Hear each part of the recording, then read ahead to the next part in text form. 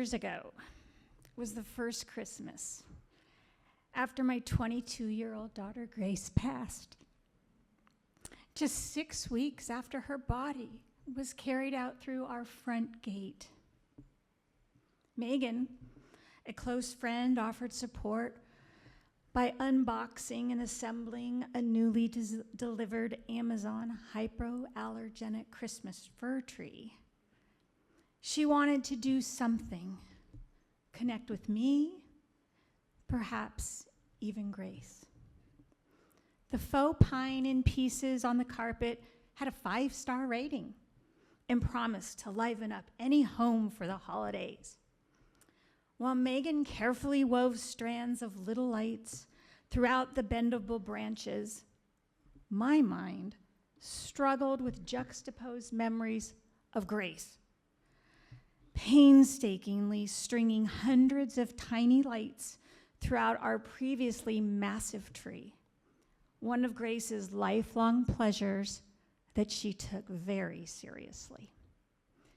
After the bulbs were securely in place, Megan perched a gold-lit star on the top, its 5 points shining defiantly against any darkness seeking to overtake our lives.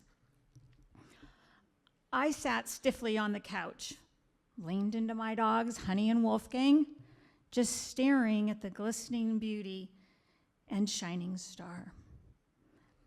Yet, I had to consciously breathe, stop holding my breath.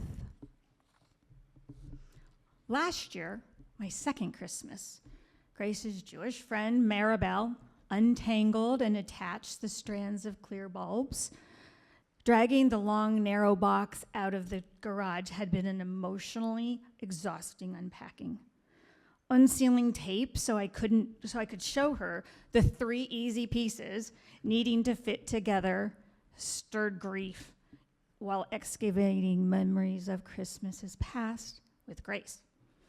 Decorating gingerbread houses, church candlelight concerts, and discovering the stockings, surprises, and presents under the tree. Oh, how I loved Grace. The fun, the laughs and adventures we shared traveling, watching Stranger Things, swimming in warm ocean waves, finding humor in the absurd, or those moments when she'd burst into song and dance every single time we heard Feliz Navidad. Joy rose out of her effortlessly. Both brainy and beautiful, she was so full of love. Being with her gave others hope. She was truly an amazing Grace. Tree decorating for Grace started years ago when Grandma Jo gave us her 8-foot Christmas tree, 1,000 white lights tightly wound through the branches. Even at 4 years old, Gracie was like, I'll do it. I can do it, with her tiny little fingers making sure each bulb worked. I can do it. It became a consistent holiday tradition. Grace patiently stringing and fixing lights wherever needed. Even in high school, it was Grace who strung the hundreds of lights, making sure they were all arranged and illuminating. A Christmas tree was an artistic endeavor for her. The naked limbs, a canvas. Ornaments, mere accessories. Twinkling lights, the life of the tree. The essence of Christmas itself. Last year, there was a soothing connection by adding ornaments. I smiled as I spied the Christmas tree she had painted in preschool. Gracie, what are you doing?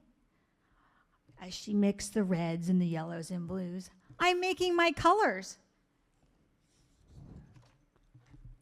Then there were the framed school photos from elementary years, reminders of all those teachers and counselors who would lean in and say, Grace is a very enthusiastic learner, as if I didn't know. Even her stage presence, singing and dancing her way to an equity card, she shined.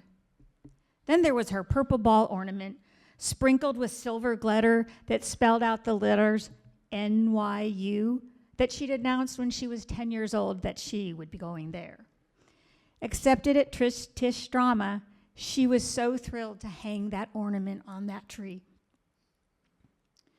But there I was, trying to nestle my tense body between our two dogs, Michael Bublé serenading the room on iTunes, that something felt very, very wrong.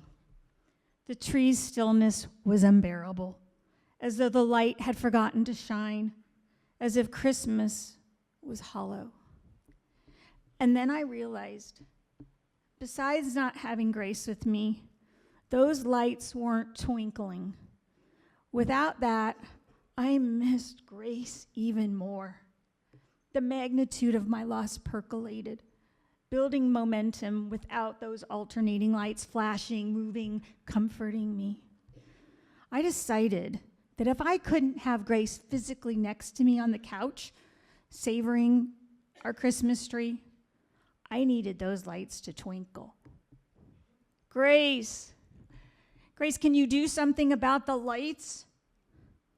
But the lights just stared flatly back at me.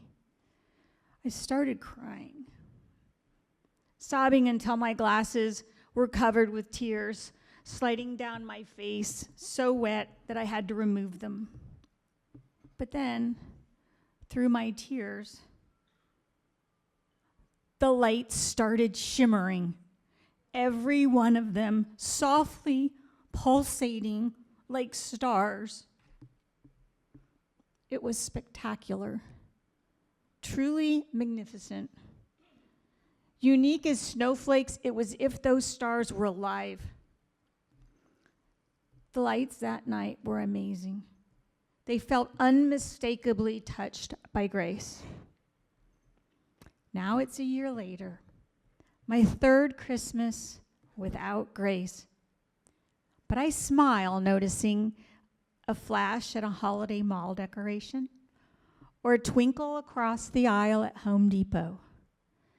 It's as a wink from wherever, reminding me of her very, very special presence and the reality that the lights of Christmas will continue shining and shimmering no matter what.